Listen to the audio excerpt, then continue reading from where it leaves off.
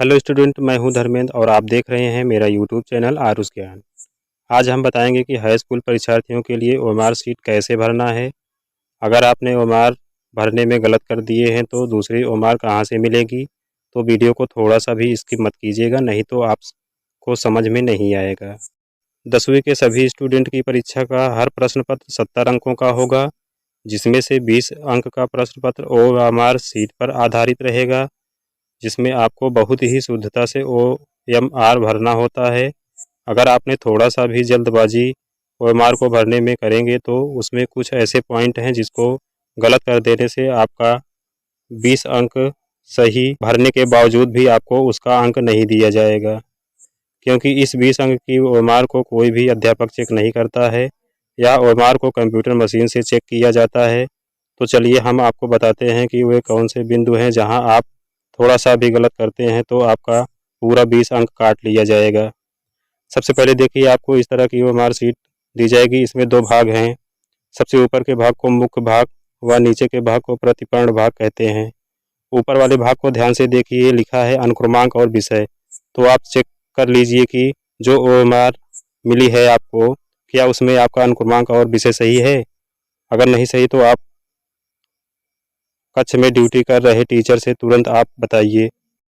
आप OMR sheet पर गोला करने के लिए काला या नीला बॉल पॉइंट पेन का ही प्रयोग करें और किसी भी पेन या कलर स्केच का प्रयोग ना करें। और ओएमआर में गलती हो जाने पर उसमें वाइटनर का प्रयोग बिल्कुल भी ना करें और ना ही उसे खुरचे। इस ओएमआर सीट में दिखाया गया है कि गोले को खूब गहरा अच्छी तरह से कलर कर देना है। यहाँ पर आपको दो कॉलम मिल रहे हैं। इन दोनों कॉलमों में आपको जो प्रश्न पत्र मिला है उसमें प्रश्न पत्र संकेतांक लिखा है। जैसे मैं आपको एक प्रश्न पत्र दिखा रहा हूँ जिसमें लिखा है 801 DF।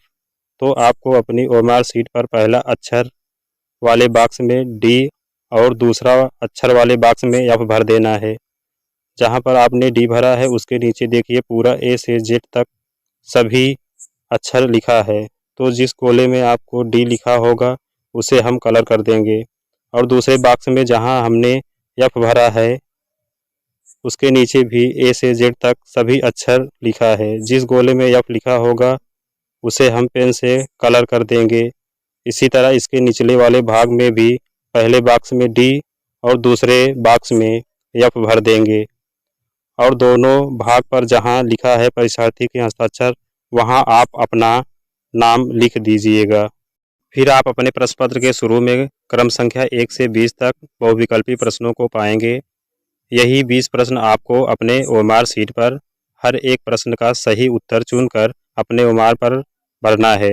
जैसे कि मेरे पहले प्रश्न का उत्तर ए विकल्प सही है, तो अपने ओएमआर पर क्रम संख्या 1 के सामने ए वाले गोले को हम नीले या काले बॉल पॉइंट पेन से कलर अच्छी तरह से कर देंगे। और निचले वाले ओएमआर में भी क्रम संख्या 1 के सामने ए लिख देंगे, क्योंकि हमने प्रश्न 1 में ए का गोला किया है। इसी तरह शेष 19 प्रश्नों को भी हल करके गोला कर देंगे। इन सभी 20 बहुविकल्पी प्रश्नों का उत्तर आपको अपनी कॉपी पर नहीं लिखना है, केवल ओएमआर पर ही सही उत्तर को कलर कर देंगे। अगर आपने कला विषय लिया है तो उसमें आपको 20 बहुविकल्पी प्रश्न चित्रकला के और 20 बहुविकल्पी प्रश्न प्रावैधिक कला का देखने को मिलेगा। तो अगर आप आलेखन के 20 प्रश्नों को हल करना चाहते हैं तो आलेखन के सामने एक वाले गोले को काला कर देना है। अगर आप प्रावैधिक भाग का पेपर देना चाहते हैं तो प्रावैधिक कला के सामने 2 वाले गोले को पेन से कलर कर देना है। अगर आपने आलेखन भाग हल किया है तो आलेखन पर सही का चिन्ह और प्रावैधिक भाग को हल किया है तो प्रावैधिक भाग के सामने सही का चिन्ह नीचे वाली ओएमआर पर लगा देना है, जैसा कि ओएमआर में आपको दिखाया गया है। अगर ओएमआर सीट में प्रश्न पत्र संकेतांक गलत भर दिए हैं और उसको सुधारने का कोई भी विकल्प नहीं है तो आप अपने कमरे में ड्यूटी कर रहे टीचर से कहकर दूसरी रिवाइज्ड ओएमआर सीट ले लेंगे। अगर आप हमारे चैनल पर पहली बार आए हैं तो प्लीज़ सब्सक्राइब ज़रूर कीजिए और अपनी राय हमें कमेंट के माध्यम से ज़रूर दीजिए।